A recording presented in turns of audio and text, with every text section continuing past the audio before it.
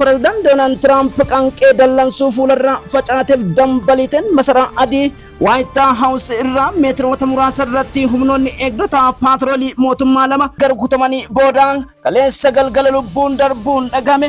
Qondaaltonni mootummaa yaaddoo Afgaan Ameerikaa irrattis baqattoota Afgaanistaan kutaa Ameerikaa keessa jiruu fi bulchiinsa seenataroota irraa kaasee caasaan Ameerikaas fultan kabajamtoota hordoftoota keenya jimaata 3/28 odeeffannoo miidiyaalee idil-addunyaa baagiddu galeessaaf qanqee President Donald Trump irraa faca'uun ibsa ajjechaa qondaaltota eegdota warraaqsa DC irratti raawwatame.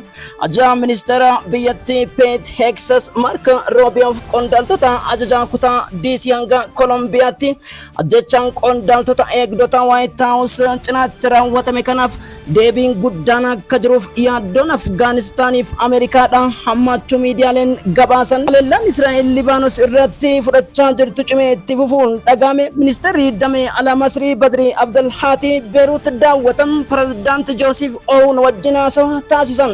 Hizboollaan gama isaatiin qophii cimaa xumuruu isaatu himamaatii jira. Erga waliigalteen dhukaasa dhaabuu Firaans, Ameerikaa fi Libnaan Hizboolaa Israa'el gidduutti taasisan sibiilonni 300 ol lubbuun dabruunis himamee jira. Balballoomii miidiyaalee idil-addunyaa keessatti qabannee dhiyaannee jirra. Kaaba Iraaqii qabiyyee bulchiinsa Kurdootaa keessatti humnoonni warraaqsaa Iraaqii jedhaman maadhee boba'aa guddaa Iraaqii drooniin haleeluun isaanii dhagahamee jira. Gatii boba'aa fi zayita idil-addunyaa ni dabalaas jedhamee jira. Yaaddoon naannichaa Iraaq, Iraanii fi Ameerikaa gidduuttis daran akka hammaatuutu himama. Haleellaa maadhee Sooriyaa keessattis Kurdoota Turkiin haleeltuufis deebiidha jedhe maadheen humna Iraaqotaa kunis balballoomii keessatti gurraan isin. Gatiin tooftaa siyaasaa hogganoota keenya adamsuu si'achi ga'umsa Iraanotaatiin ni dangeeffama jedhan. Kanarraa shakkiis akka hin qabnes ifatti dubbanna jedhan abbaan aangoo Riippaabilika Islaamaa Iraan dhimmoota Venezuelaa irrattis dubbii cimaa Iraan kennitee wal qabsise. Gama biraatiin darbiin beekamaan miidhagaan Chaayinaa Hong Kong gubachuu fi yakkoota isaa duubaan jiran mootummaan Chaayinaa ifa taasiseetii jira.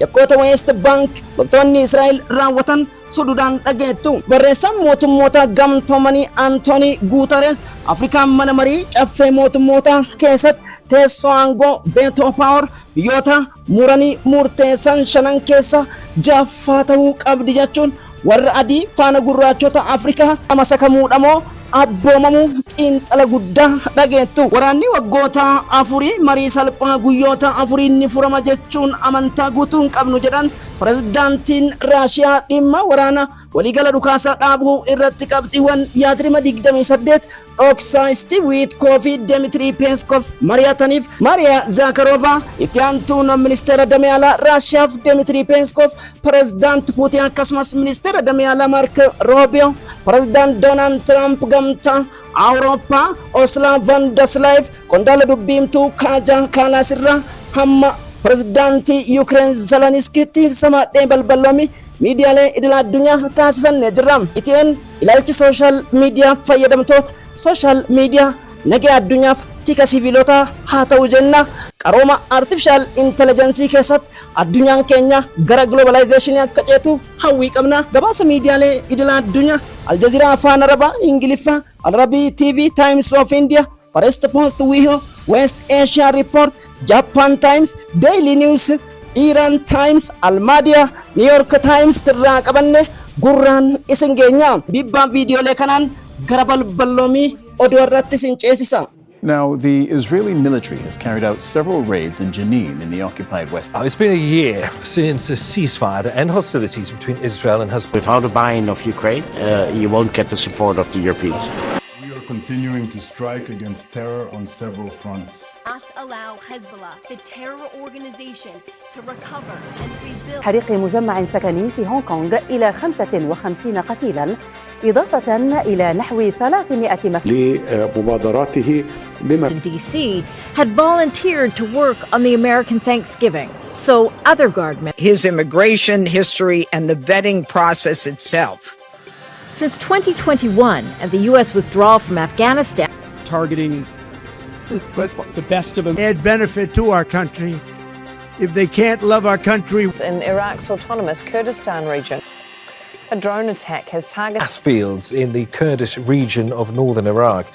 It suspended operations of the Emirati. نفى المرشد إذن تسليم بلاده رسالة لواشنطن عبر وسيط. يطلقون شائعات مؤخرا. galteen dhukaasaa dhaabuu gaazaa keessatti Israa'eel Filisxeem gidduutti dhaabatee ji'oonni lakkaa'amanii tarkaanfiiwwan daddarbanii kutaa rafaa kaaninuus irratti fudhatamanii asitti ammoo haleellaan Israa'eel harki kallattii kibba Libaanos irratti ta'uun xiinxala miidiyaalee akkasumas dippiloomaatonni kan itti dhiphatan waraanni Hizbollaaf Israa'eel gidduu dippiloomaasii nagayaatiin akka cicha itti fufu pirezidaantii Firaans Imaanu'eel Maakroon ministeera damee alaa Masrii Badri Abdel Hati pirezidaantii Libaanos Joosef Aoun Mark Rubioon taasisanis dubbittiin gama Benjamin Netanyahu masaraa Tel Aviv irraa dhagahamaa jirtu faallaa kana taatee jirti.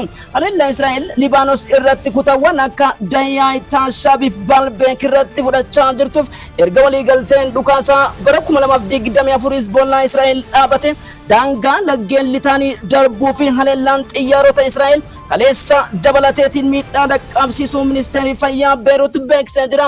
Bara 2024 waliigaltee Hizbollaa fi Israa'eel asitti sibiilonni 300 olaa akka lubbuun darban ministeerri fayyaa Beerut ibsee jira. Raayyaa ittisaa Israa'eel kaatar kaamfiin keenya qondaaltota Hizbollaaf maadhee shororkeessitoota kamirratti eeyyaman gaafatu jechuun dhiibbaaf dippiloomaasii hawaasa idil addunyaa kana gurra waan cufatan fakkaatan.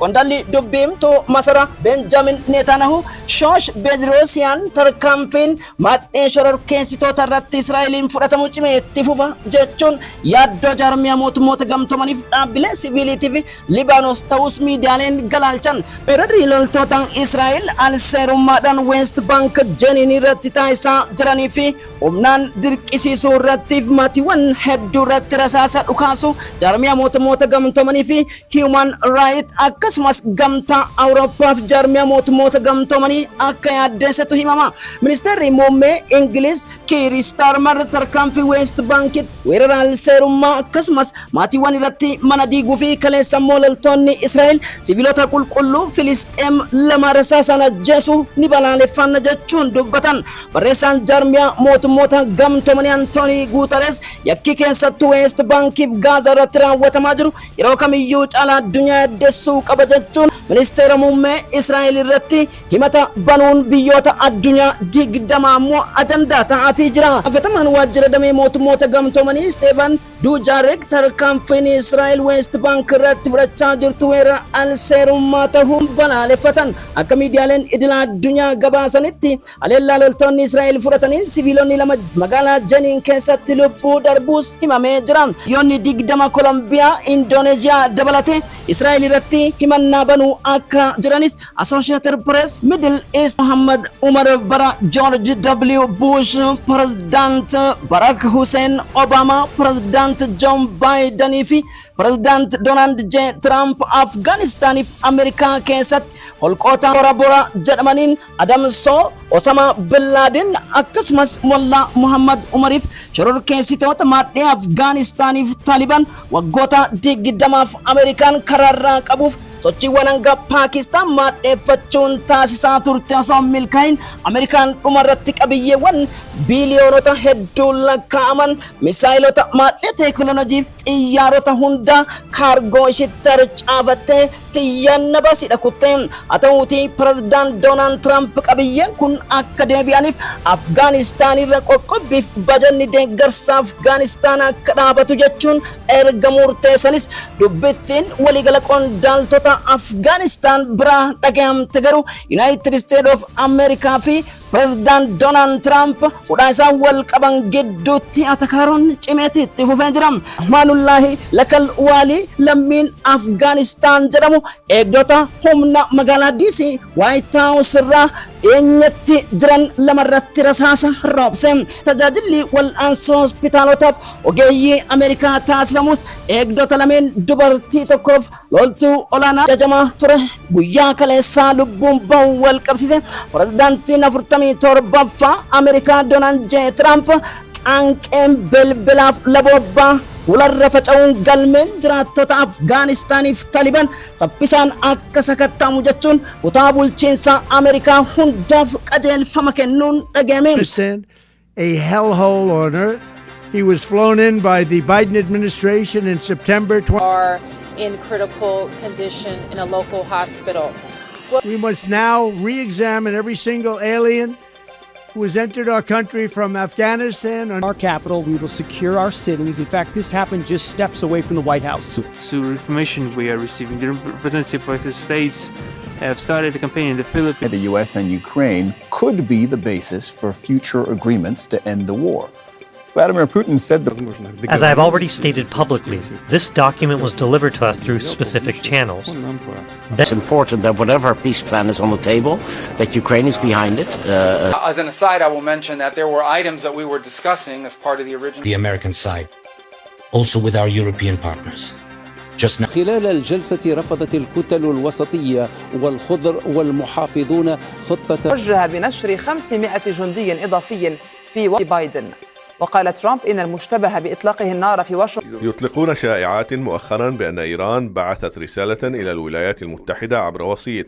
هذا محضر ماتين توفتا سياسة وغنوتا كينيا أدم سوسيا تشغمس إيرانوتاتين ندنجف فمجتون صلاة جمعة الرتايات الله سيد علي الكامني أدم سا غاغا قندالتو تكينيا أدم سو شمبت موسى ديف سياين أمريكا تايسن تيمينا توفتا آسف فما كينيا هنگا إلكترونيك وارفير جرمو توفقب إسن جتون دبطن آيات الله علي الكامني إيران لما قبسا يورانيمي شيرتي إيب سبال آجنسي لما gabbisaaf to'ata niikilarii irratti daawwanne balbala addunyaa kan nuti cufanne hin jiru barbaaddiin fedhaaf toofta shiraaf xaaxaa Ameerikaa Israa'el warri lixaa taasisan gonkumaa dhugaa Iraanonni qabanirra ni fagaata jechuun dubbatan qondaaltota keenya ajajoota waraanaaf saayintistoota barabaraan nu jalatti reeban amma moonuuf qophaa'an si'achi ni dhaabbata jechuun dubbatanii jiran ministeerri damee alaa Iraan Dr. Sayyid Abbas Arakshin weerara Ameerikaaf Israa'el